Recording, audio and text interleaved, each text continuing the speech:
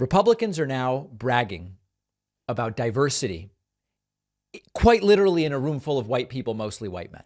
This, you just have to see it. And I want to talk about diversity in sort of a more serious way and actually take the question of diversity more seriously. Republicans have started to repeat lines like, this is one of the most diverse Republican classes we've ever had. We have more women. We have more this, that, the other thing. They thought they had more Jewish people because they were including George Santos, and that turns out that that was a lie. And during the event that they did yesterday with Fox News propagandist Sean Hannity, they talked about this issue of diversity a couple of times. I'm going to play a couple of clips for you. Here is Sean Hannity saying he loves seeing more diversity in the Republican Party. You know, Congresswoman, I've known you a long time.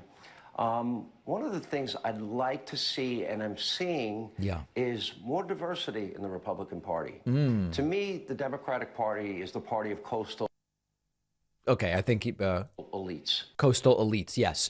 And then Elise Stefanik actually talks about it, and she does some of the types of bragging we've heard for the last few weeks from Republicans. Take a look around at these wonderful members. This is the most diverse class of Republicans ever elected in the history of the United States Congress. We have more women than were ever elected before, more Hispanic members ever elected before. Now, as you see the camera panning, it's basically all white men in the room for this very special Republican event. I guess I see 3 women in the background.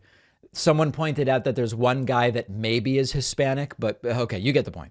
More African-American members in modern history. This shows that our party is growing, and I will tell you, the America First agenda is a growing big tent agenda. We've never done better than we do today among Hispanic voters, and President Trump and House Republicans were a huge part of doing that. Okay, so there's a few things that we have to understand. First of all, when they talk about we're doing better than ever with a lot of these groups, when you start with such disastrous numbers, you really only have up as the direction that you can go. So I wouldn't read too much into that. But what these Republicans very much expose is that for them, this issue of diversity is checking a box. It's perfunctory. It's contrived. It's just something that they can say so that they can argue, hey, we also have different types of people here like the Democrats do. It's not organic. It doesn't stem from policy. It comes from who can we fleece? Because the entire movement is a scam. We exposed that 2 weeks ago. You can check out the segment, Modern Conservatism is a Scam. But the reality is that these aren't just boxes that you check. The makeup of political constituencies is a direct reflection of the policies or the perceived policies of those groups. And that's why this can very quickly become a fraught debate. First of all, it's not about we need the exact makeup in our elected officials of the population at large. You can never really achieve that because you can always say, hey, you know what? The population is 50.3% women. So we should have 50.3% women in the House of Representatives. Okay, all right, well, you could probably do that. Okay, here's the racial demographics of the country. They should be exactly represented in the House of Representatives. Okay, maybe you could do that. All right. Here's the percentage of the country that is immigrants. That should be exactly represented. Also, the percentage of people with a physical disability should be sexual oriented. It's extraordinarily difficult to have a perfect mirroring in our elected officials of every demographic alignment in the general population. That's not what this is about. I don't believe that's what the left is actually talking about. The important thing to note is that voter demographics that support political groups vary based on a lot of different factors. It can depend on the candidates that are running and how they appeal to different groups of people. It could depend on what the most important issues are. When national security and the economy maybe are the issues being emphasized, you're going to see a different demographic alignment than if the issues are, say, abortion and education, just for picking certain ones.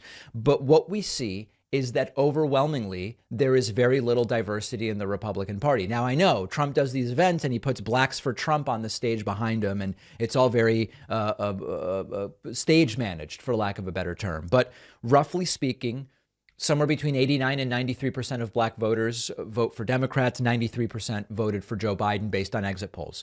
78% of LGBT voters voted for Biden. 71% of Jewish Americans identify as or lean towards Democratic candidates. 66% of Hispanic or Latino voters voted for Biden. 66% of Asian American voters voted for Biden. 62% of naturalized citizens, people like me, voted for Joe Biden. 60% of those 18 to 29 voted for Joe Biden. 59% of disabled voters voted for Joe Biden.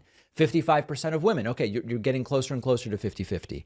Diversity isn't something you do to get it on record, or you go, hey, we got some Jewish folks like George Santos. Oh, he's not Jewish? All right, cross him off the list. But we've still got more Latino voters than we've had before. It's a reflection of policy. It's a reflection of policy. The way the Republican Party goes about it is, let's just see if we can find people who check certain boxes and convince them to vote for us, rather than let's develop a policy platform that will naturally attract different groups of voters. They're sort of going like top down rather than building from the bottom up. And it's not clear whether that will work as a long-term political strategy. Their numbers have improved slightly over the last couple of election cycles with some of these groups, but with others, they continue to be a disaster. The way the Republican Party sees this issue is just like a product. What kind of a product can we build by adding people who check different demographic boxes? And as a result, they're really not doing well with just about any of these groups. The irony, of course, is as the camera pans, it's all white people and mostly white men, which is really in contrast to the words about diversity that are coming out of their mouths.